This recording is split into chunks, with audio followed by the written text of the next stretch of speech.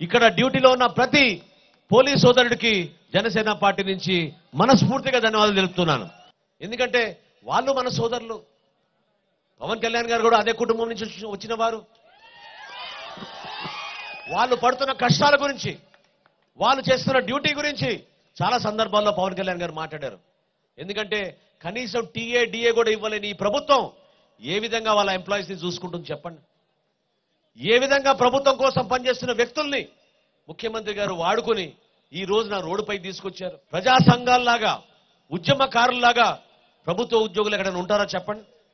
ప్రభుత్వం కోసం పనిచేస్తారు, ముఖ్యమంత్రి కోసం పనిచేస్తారు. కానీ మీరు మోసం చేసి పిఆర్సీ ఇవ్వకుండా, డిఐ ఇవ్వకుండా వాళ్ళని రాత్రింపగలు ఇబ్బంది పెట్టి వీళ్ళ చేతుల మీదగానే లక్షల కోట్ల రూపాయలు మీరు వెల్ఫేర్ కోసం పంపిస్తున్నామని గ్రామాల్లో పంపించినప్పుడు మరి వాళ్ళ కుటుంబాలు లేవా? వాళ్ళకి ఆత్మసాక్షి ఉండదా? మనోధైర్యం కోల్పోతున్న పరిస్థితుల్లో ఈ ముఖ్యమంత్రి ఏం చేస్తున్నాడో నేను ప్రశ్నిస్తున్నాను.